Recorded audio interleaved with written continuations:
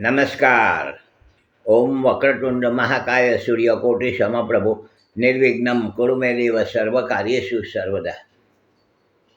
એમાં એ વિષય ઉપર આપણે વાતો કરીએ છીએ. અગાઉના એપિસોડમાં આ બાબતે આપણે ઘણી બધી વાતો કરી ચૂક્યા છીએ. શિવ એ પરમ તત્વ છે. દરેક પ્રાણી માત્રમાં શિવ બિરાજમાન છે, નિરાકાર સ્વરૂપે બિરાજમાન છે. આપણે શરૂઆતમાં કહ્યું કે શિવનું સાકાર સ્વરૂપ પણ છે ને નિરાકાર પણ છે. તો નિરાકાર સ્વરૂપમાં આપણા દરેક પ્રાણીમાં બિરાજમાન થયા છે.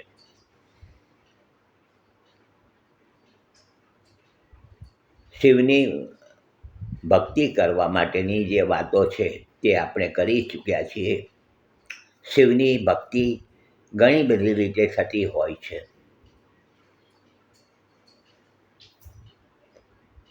શિવનું નામ સ્મરણ કરવાથી પણ આપણને એમની કૃપા પ્રાપ્ત થાય છે. શિવની કૃપા પ્રાણી માત્ર ઉપર રહે છે. જે લોકો શિવની ભક્તિ નથી કરતા એના ઉપર પણ શિવની કૃપા રહે છે. તો જે લોકો શિવની ભક્તિ કરે, નામ સ્મરણ કરે, એમનું પૂજન અર્ચન કરે, એમના ઉપર શિવની વધારે વિશેષ કૃપા રહેતી હોય છે.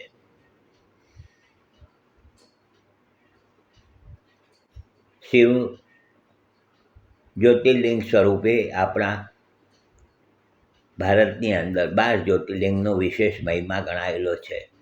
તો એ સવારના પરમાં આપણે એમનું નામ સ્મરણ કરીએ કે ભાઈ સૌરાષ્ટ્રે સોમનાથમ ચ શ્રી શૈલે મલ્લિકાર્જુનમ ઉજ્જૈન્યામ મહાકાલમ ઓમકારમ મમલેશ્વરમ બલરામ વૈજનાથમ ચ દાકિનામ ભીમશંકરમ સેતુ બંધે તમે રામેશમ નાગેશમ દારૂકાબને વારાણસ્યમ તુ વિશેષમ ત્રંબકમ ગૌતમી તતે એતાની જ્યોતિર્લિંગાની સાયં પ્રાતઃ પછેના સપ્તજન્મ કૃતમ પાપમ સ્મરણ વિનશ્યતિ.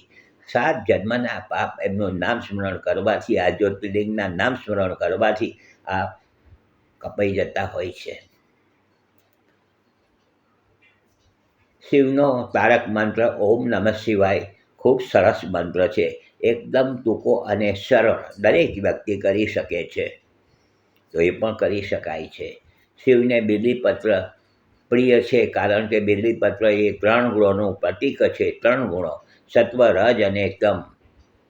એ ત્રણેયનો આપણે એમને સ્મરણ કરીએ એટલે આપણી અંદર એકદમ એની સાથે જે પરમ તત્વ જે જોડાવાનું છે, એકરૂપ થવાનું છે, તે થઈ જતું હોય છે. પાણીની ધારા ચાલતી હોય છે જલાધારી ઉપર, તો એ રીતે ભક્તિ કરવાની છે કે સતત તમે તમારી સાથે મન, પાણી એટલે મન છે, મનથી જોડાયેલા રહીએ, સતત ચાલુ રહે. આ સહસ્ત્રાર કમળ છે. તો આ બધી વાતો છે શિવની ભક્તિ કરવા માટેની ઘણી બધી છે, આપણે જાણતા હોઈએ છીએ. એમ નથી કહેતો કે હું આ કહું છું ને તમને ખબર છે. આપણા બધાને જ આ વસ્તુ ખબર છે. બધાને જ આ વસ્તુ ખબર છે કે શિવની ભક્તિ આટલી આ રીતે બધા કરતા હોય છે. પરંતુ આ મારું કહેવાનું એક જ છે કે દેખાદેખીથી કોઈ વસ્તુ કરશો નહીં. ભાવથી કંઈ પણ કરજો, એની સાથે જોડાઈને કરજો. મનથી જોડાવાનું છે. મન જ મોક્ષ કરાવે છે. મનનો મોક્ષ, મન મનુષ્યના એટલે કે મન જ જેને કહેવાય. તો મનથી જોડાવાનું છે અને મન સત્વગુણ સાત્વિક બની જશે, એની સાથે જોડાઈ જશે. કારણ કે એમનું નામ સ્મરણ પૂજન કરવાથી મન સત્વગુણવાળું બની જશે, સાત્વિક બનશે અને સાત્વિક મન ભગવાન શિવની સાથે જોડાઈ જશે. તો આ બધી વાતો છે શિવની ભક્તિ કરવા માટેની. આપણને જે અનુકૂળ લાગે તે આ જ રીતે કરવું જોઈએ ને આ જ રીતે ન થાય ના, દરેક રીતે થઈ શકે છે. ભાવ જોવાય છે. ભાવથી કંઈ પણ કરજો કે જેથી કરીને શિવની જે કૃપા આપણે મેળવવી છે તે મેળવી શકીએ, શિવના આશીર્વાદ આપણને મળે. તો આ સાથે મારે કહેવું જોઈએ કે શિવને માટે તો આપણે બધું ઘણું જાણતા હોઈએ છીએ, બહુ લંબાવીશું નહીં. પરંતુ શ્રાવણ મહિનો ચાલે છે, શિવની ભક્તિ કરીએ ને આ જે સાંભળીએ છીએ તે પણ એક જાતની શિવની ભક્તિ જ છે. શિવની ભક્તિ થઈ ગઈ.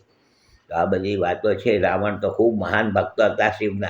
તો રાવણ સંહિતા ઉપર મેં પુસ્તક ઘણા વર્ષો પહેલાં લખ્યું છે. રાવણ કોણ હતું ને શું હતું, પરંતુ એ અત્યારે આપણે ચર્ચા ન કરીએ. પરંતુ એક જ વસ્તુ છે, ઇન શોર્ટ, કે શિવની સાથે શ્રાવણ મહિનો છે, બને એટલું શિવનું નામ સ્મરણ કરીએ અને એની સાથે જોડાવાની કોશિશ કરીએ.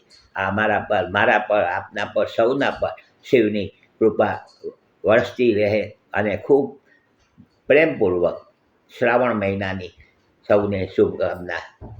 હસમુખલાલ ઝવેરીના સૌને નમસ્કાર. જય શ્રી કૃષ્ણ. ઓમ નમઃ શિવાય.